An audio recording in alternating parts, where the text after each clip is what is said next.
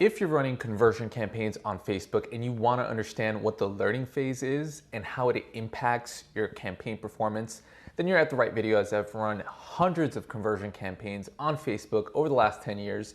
And in this video, we're not only going to break down how the learning phase works, but I'm also going to walk you through a few different business scenarios and how your campaign structure will ultimately impact the learning phase and the performance of your campaign.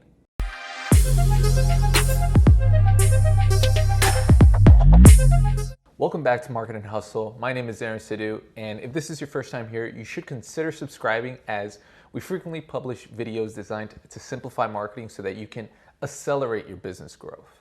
If you're watching this video, at some point you've probably seen this pop up on your Facebook Ads Manager UI telling you that the learning phase is in progress. And essentially it's something that Facebook does to find out who is the optimal audience that's most likely to convert on your website. So as it gets more conversions, it can better understand what are the common characteristics between these people within the audience that tend to purchase, so that it can prioritize delivering future ads to people that match those characteristics. Now, as you can see on the screen, it says about 50 purchases is recommended, depending on what kind of conversion window you have set up. Now, one thing to keep in mind is that your number one goal when running a conversion campaign is to exit the learning phase. The quicker you do this, the more benefit you see from a performance perspective, because one, Facebook understands who's going to convert, so you can spend your money more efficiently, and then it'll automatically and dynamically optimize for that performance. The question is also what type of campaigns use the learning phase, because it's not all types of campaigns. So a conversion campaign which optimizes for an on-site action, this actually does use the learning phase. Also, catalog sales, if you're a retailer with many products on your website, and you're optimizing for catalog sales, that's also an on-site action, because you're selling something on the website, someone has to take an action. This also uses the learning phase. But other types of objectives that Facebook offers, like traffic, which is optimized for link clicks, this does not use the learning phase. Neither do video views or reach or brand awareness. Again, the learning phase is primarily for objectives that are optimized for an on-site action. Now, a few learning phase key details that I want to share with you is, again, you need about 50 conversions to complete. I've seen campaigns that have completed the learning phase with about 34 conversions. The key thing here, it's the quality of the conversion, and that's something that's at the discretion of the Facebook algorithm, so we don't really know what determines what's a good quality conversion or bad quality conversion. But just keep in mind that you don't always have to get 50, and sometimes I've even seen campaigns that have had more than 50, like 52, 53 conversions, and they haven't exited the learning phase. Also, this information is held at the ad set level, which means that each ad set you have has to exit the learning phase. So that's going to be key coming up in one of the following slides. Another thing you want to keep in mind is how your conversion window setting will impact performance. So a 7-day conversion window essentially says that people tend to convert within 7 days of seeing your ads, versus someone who tends to convert within 1 day. So if you think of a low-cost product, low-cost purchase, that might be a 1-day conversion. But if you're dealing with anything like, let's say, travel, for example, where multiple parties have to communicate, if you're planning a trip somewhere, maybe it's a cruise, maybe right now you're not planning a cruise. As I'm shooting this, we're in the COVID pandemic. But maybe if you had something that has a longer buyer journey, you're going to always want to use a 7-day. And usually Facebook defaults to 7-day click, 1-day view, and that's probably going to work for most people. Now, why does this matter? If you choose a 1-day conversion window, that means that you have to reach all 50 conversions in 1 day, whereas if you choose a 7-day conversion window, that gives you more time for you to be able to successfully exit the learning phase.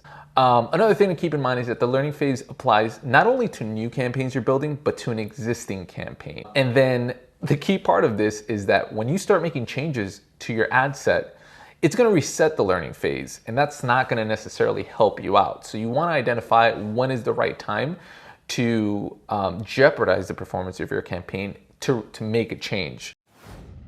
So the key here really is that less is more. So again, remember what I said before, each ad set has to complete the learning phase. So if you have one audience, one ad set, that has to get 50 conversions. If you have two ad sets, you need to get 100. And of course, if you have three, you need to get 150 conversions within your campaign to exit that. A pro tip here I will give you is, unless you really have a good reason to separate your ad sets, don't. Allow Facebook to auto-optimize things. So unless you're sending a different creative message to a retargeting audience than a prospecting, a lookalike, or an interest audience, or unless you're testing different types of audience targeting to see what gets you better performance, just create one single ad set. Unless you have a very good reason that you think it's going to help increase relevance and performance, it's recommended to limit the ad sets as much as possible and let Facebook automatically optimize. Now let's talk about what is an essential versus a non-essential change. So let's say you're selling an online product and you ran out of inventory. Then it makes sense to go in and maybe pause your campaigns or make some edits to the campaign. If you're driving too many leads and maybe you have a call center or maybe you have a sales team and they just can't handle the volume of leads, then you would want to go into your campaign, maybe reduce the budget or pause the campaign or make some changes. Totally understandable. Now, what is not an essential change? If you're going in and saying, hey, I want to test IG stories today, but tomorrow I'm going to remove IG stories, probably not a good reason. You're going to reset the learning phase. It's not going to help your conversion performance or your ROI. Also, if you want to start just tweaking your bids from one day to another, also this would not be essential. This is not the right way to test a bidding strategy. By pausing something one day or changing it the next day, not ideal. So let me give you a few different scenarios, starting with this first example. Of course, it's an e-com campaign. You're trying to get online conversions, or maybe you're just trying to generate leads online through a website. And let's again say you've ran out of inventory and you need to pause your campaign for a week, which is totally understandable. So you go ahead and you pause your ad sets. What's going to happen? Once you turn back on your ad sets, the learning phase is going to be reset and you're going to actually have to restart that process again. And what happens exactly when the learning phase is reset? Well, you're not going to see optimal performance for sure. And if you don't exit the learning phase, you might not have consistent delivery. One day you might have 30% increase in impressions, the other day might be down. Facebook just won't really know who the right audience is, so they're just kind of going to be like shotgunning their ad delivery. Now, a pro tip here is that if you do decide to pause your campaign or your ad sets and you need to restart them, it would be recommended to create or just duplicate the ad sets and have them launch, for the next week or whenever you're launching, because every time you launch a brand new ad set, Facebook's algorithm automatically gives a push to the creative by about 20% in the first day to try to understand performance initially, and you're gonna positively benefit from this. Another scenario I wanna give you guys, it's, again, you're optimizing for conversion campaigns, but let's say you're testing 3 different types of audience because you wanna understand which interest audience or lookalike or whatever it is going to perform better. But when you're doing this test, you didn't reach the learning phase for any of the ad sets. And now the action is you obviously want to redeploy your campaign for the following week with your budget against the top performer. Now, obviously the impact is your learning phase is going to reset. And again, the best way to do that is, instead of pausing or unpausing something, you just want to build that ad set again and redeploy it.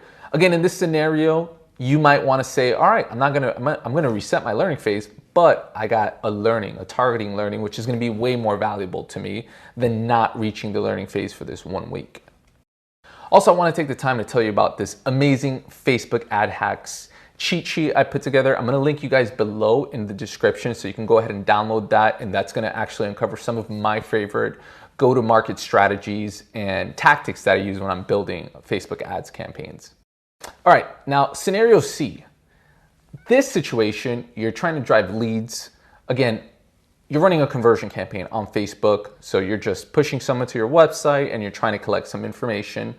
So you're still optimizing for conversions. Now, your business is closed on the weekends, so you manually pause your ads on the weekend, and frequently that resets your learning phase. Now, the action would be, don't do that. Don't pause the ads. Instead, you can use the ad scheduling feature within Facebook to control what hours your ad is shown. This actually won't reset your learning phase and won't negatively impact you. One thing that I will caveat is that this only works with a lifetime budget. If you're using a daily budget, you're going to run into some issues with this. So just keep that in mind. And again, the impact, as I mentioned, is if you use that native feature, you're not going to negatively impact your learning phase, which is great. Now, I want to give you guys two of my top best-in-class approaches. Again, when you set up your campaign, your ad set structure, you want to condense as much as possible, because instead of having to reach 150 conversion in 7 days to exit the learning phase, you could do it with 50 or less conversions if you have one single really good ad set.